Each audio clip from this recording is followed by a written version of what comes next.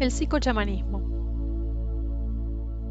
Ya hemos visto anteriormente que la psicomagia está dirigida a personas que quieren sanar y que son conscientes de su problema.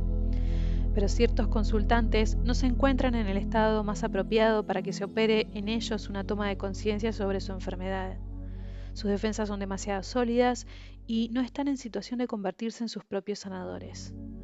Es entonces cuando acuden a solicitar una intervención directa sobre su cuerpo, o más bien una intervención a través de su cuerpo sobre los mecanismos profundos de su inconsciente. El masaje iniciático y el psicochamanismo están relacionados entre sí, pero con una diferencia fundamental entre ambos. El masajista iniciático trabaja con el cuerpo sin practicar operaciones que tengan como fin modificar el funcionamiento orgánico, mientras que el psicochamanismo, inicialmente derivado de las operaciones de la sanadora mexicana Pachita, se inspira en las operaciones quirúrgicas practicadas por los chamanes de diversas culturas. El lugar donde Pachita tenía su consulta imitaba un quirófano y estaba iluminado por una débil luz de una vela. Los escapelos habían sido reemplazados por un cuchillo de caza y un par de tijeras de uñas. La sangre que ella utilizaba para hacer transfusiones a sus pacientes provenía del aire, es decir, era una sangre invisible. De igual manera, Pachita podía imitar perfectamente el acto de un trasplante de corazón injertando en su paciente un corazón invisible. En esencia, y al igual que numerosos colegas suyos, ella utilizaba con fines terapéuticos el terror que nos produce a todos el hecho de poder ser operados de algo y el alivio que se deriva de saberse sano y a salvo de la intervención quirúrgica. Pachita era capaz de amenazar a la persona echada sobre la mesa de operaciones o incluso dejarla allí durante varios minutos con la sensación de tener el vientre abierto y permitir que se desangrara como si fuera la víctima de un accidente. El paciente, embargado por el terror, sentía cómo se enfriaba su cuerpo entero, y en el momento en que era más intensa la angustia de morir, la sanadora le practicaba una transfusión sanguínea proveniente de la nada, y aquel cuerpo, aterrorizado, aceptaba esta suerte de placebo como si estuviera totalmente persuadido de aquella sensación ficticia de haber sido destripado. Cuando lo que había que hacer era cambiar un órgano dañado, Pachita posaba sobre el cuerpo de sus pacientes unas vísceras que según ella procedían de la Facultad de Medicina, pero que en realidad podían haber sido adquiridas en la carnicería, incluso si la persona afectada tenía una vaga conciencia de que se estaba presionando con un corazón muerto sobre su pecho. La situación simbólica de un órgano enfermo por otro nuevo, santificado por la operación mágica, le permitía alcanzar la sanación. Todo esto viene a ilustrar una vez más el hecho de que el cuerpo puede aceptar todo objeto que se posa sobre él como si formara parte de él mismo. Contrariamente al masaje iniciático, que no tiene otra intención que la de revelar al cuerpo ante sí mismo, desembarazándolo de sus límites ilusorios y permitiéndole sentirse a sí mismo en toda su amplitud, el psicochamanismo imita siempre una intervención quirúrgica o mágica, llevando a cabo una acción directa sobre el cuerpo, aunque sin elementos de prestidigitación o de magia según el punto de vista, acción a la que proceden los psicochamanes con las manos desnudas. La persona está siempre perfectamente advertida de que se trata de una falsa operación, que la sangre es agua coloreada o no, que el psicochamán fingirá abrirle el cuerpo haciendo deslizar una abrecarta sobre su piel, etc. En el masaje iniciático, el rol del masajista se limita a la transmisión concreta de una cierta calidad de conciencia. El masajista es simplemente un canal de transmisión, pero continuará siendo él mismo. Sin embargo, en el psicochamanismo, al igual que en el chamanismo, la persona que opera no es ella misma, sino que permite que actúe el poder de uno o varios aliados, los cuales toman posesión de sus gestos y de sus intenciones. He aquí por qué no es el objeto, el corazón muerto posado sobre el corazón vivo, el que posibilita la sanación, sino que es la intención que lo acompaña y el hecho de que esa operación se haya realizado a través de un chamán o por una entidad situada más allá de la vida y la muerte. Como ya hemos visto en el caso del masaje iniciático, la conciencia corporal es independiente del intelecto. Durante una operación chamánica, las dudas intelectuales no afectan a la experiencia vivida por el cuerpo. Es precisamente a los consultantes cuyo intelecto es muy fuerte y que les domina su personalidad e impiden ciertas tomas de conciencia y transformaciones, a quienes a veces les resulta más difícil franquear la distancia existente entre el yo limitado, prisionero de alguna trampa del árbol genealógico, y el ser transpersonal sanado, libre para ser absolutamente él mismo. El intelecto rechaza obstinadamente creer, es decir, sumarse a la sanación.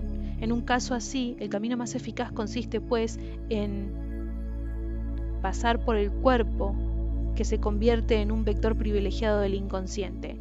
A un nivel paraverbal, la persona puede entonces sumarse al acto de sanación. Evidentemente, el psicochamanismo no tiene como vocación sustituir a la medicina, sino más bien permitir a una persona cuyas resistencias intelectuales sean muy fuertes adherirse a la posibilidad de su sanación, sea en un caso en el que la medicina se muestra impotente, por ejemplo, en enfermedades crónicas sin tratamiento conocido o como complemento de una intervención quirúrgica.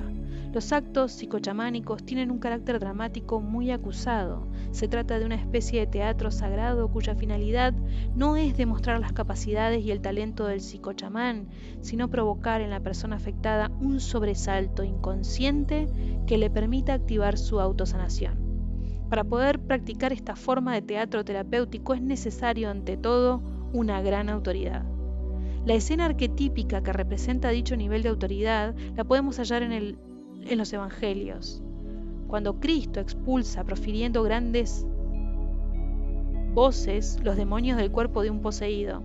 En el inconsciente, la persona siente su enfermedad como un ser que, por definición, es más fuerte que ella.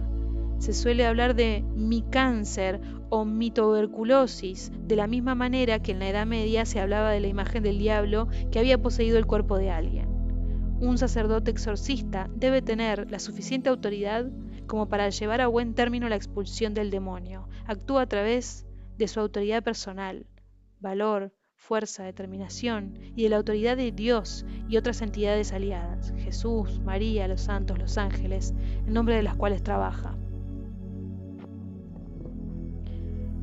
Se puede plantear la hipótesis de que toda enfermedad nos es causada por la sociedad y por nuestro árbol genealógico a través de las órdenes y prohibiciones que nos son impuestas por nuestros padres. En realidad, la persona enferma está atada a su enfermedad, a la causa profunda y con frecuencia inconsciente de la misma. Esa persona desea que le alivien sus síntomas, pero tendrá serias dificultades a la hora de distinguir su causa, a menudo muy dolorosas. Dicha persona tiene necesidad del poder de una persona ajena que trabaje en nombre de entidades suprahumanas para poder romper esas cadenas que la mantienen amarrada a su mal. Ya hemos visto que el amor que une al niño con su madre y después a su padre se ve acompañado también de algunas sombras, el temor procedente del hecho de que el niño sabe más o menos que su vida depende de la buena voluntad de sus padres. Toda persona que con intención es capaz de despertar ese mismo temor y orientarlo hacia un alivio, adquiere de inmediato en nuestro inconsciente un poder igual al de los padres. Al despertar dicho temor, al mismo tiempo se despierta el amor filial. Pachita lo sabía muy bien, por eso llamaba a todos sus pacientes hijo mío, cualquiera fuera su edad.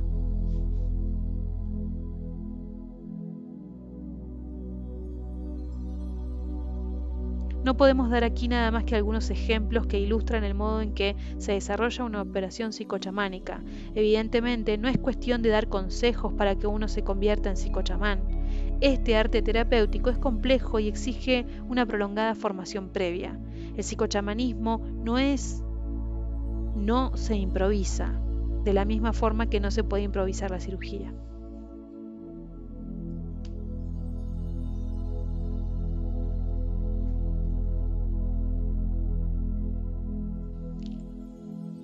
La limpieza psicochamánica.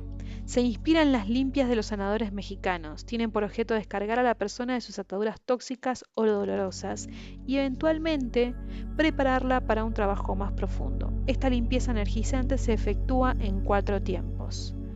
Sanación del espacio. Para cualquier acto de transformación interior, sea el que sea, conviene crear un lugar sagrado, intacto, el que no entreguen las agresiones de la vida exterior.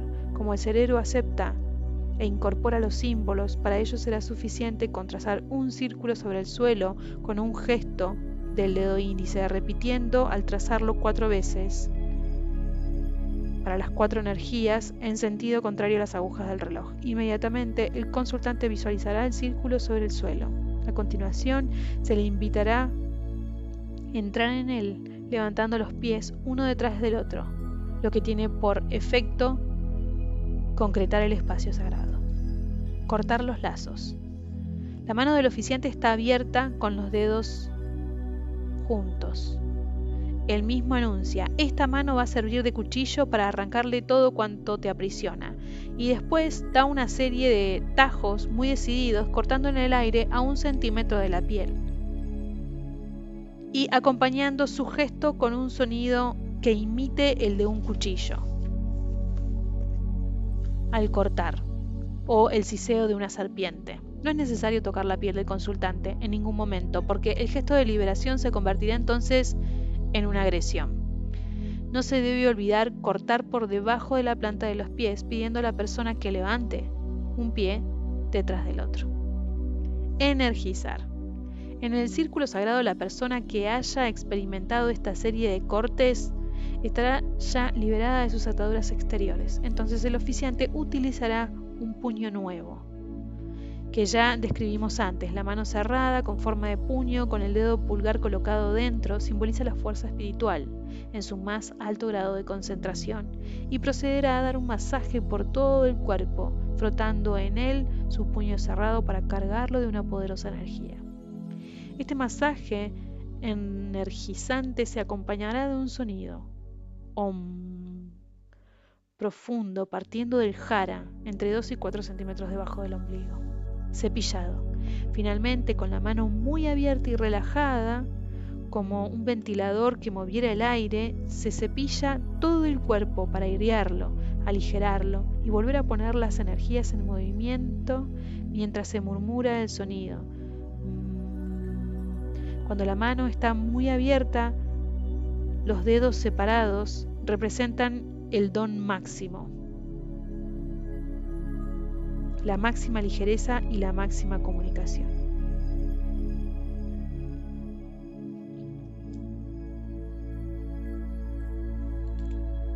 Operaciones psicochamánicas.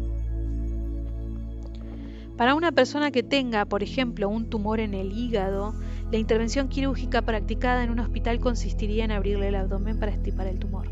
Por su parte, un sanador chamánico simulará abrir la zona del hígado dejando fluir un chorro de sangre para después exclamar mientras blande un hígado de pollo: ya te he extraído el tumor.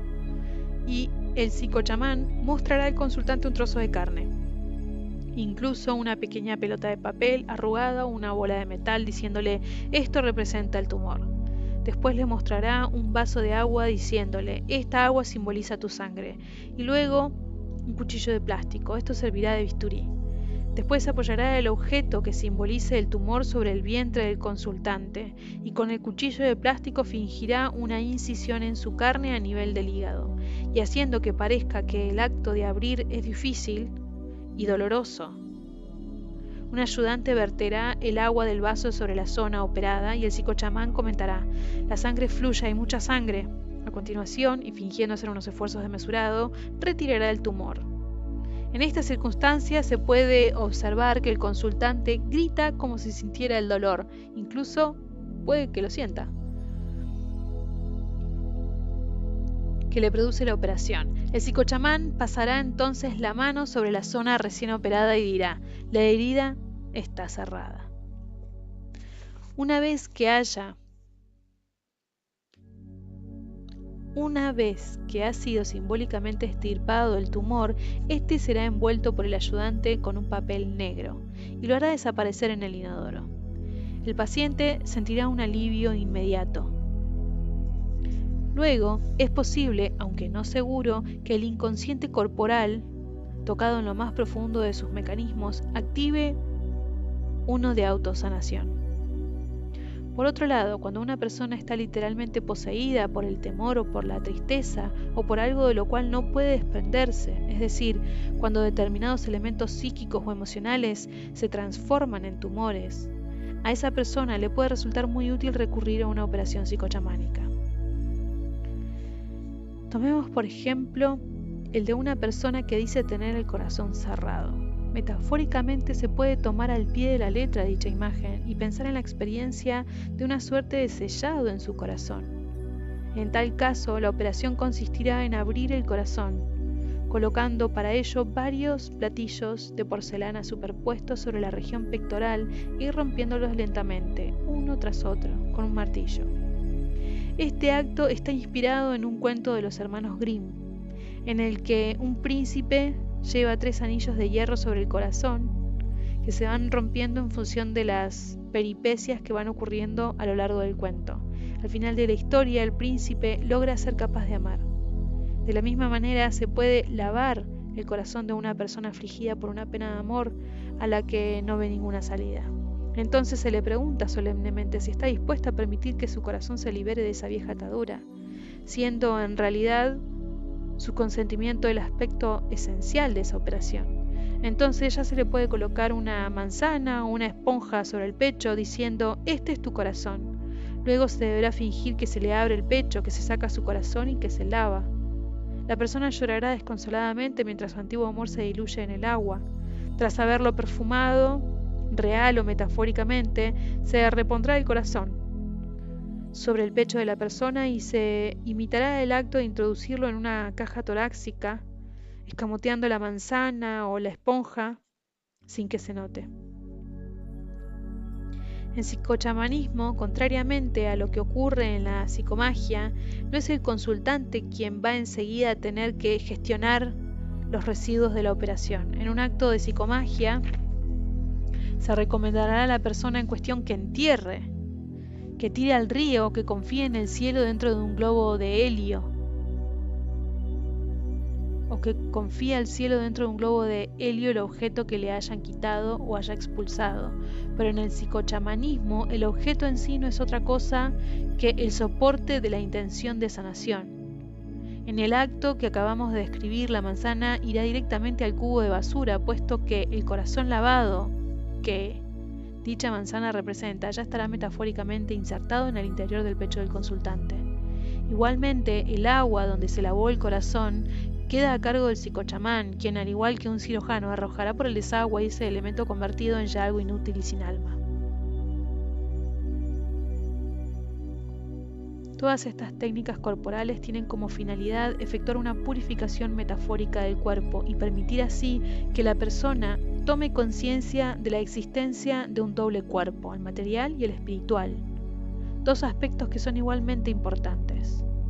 El cuerpo tiene un funcionamiento tan misterioso como el del universo. Por consiguiente, es necesario tener la disposición de abordarlo por medio de prácticas experimentales destinadas a empujar un poco más los límites de nuestra percepción. Al igual que el ser esencial busca manifestarse en el ego, el cuerpo espiritual busca manifestarse en nuestra sanación del cuerpo material. Enfermedades y tensiones pueden, en última instancia, ser interpretadas como la lucha del cuerpo habitual contra la llamada del cuerpo sublime.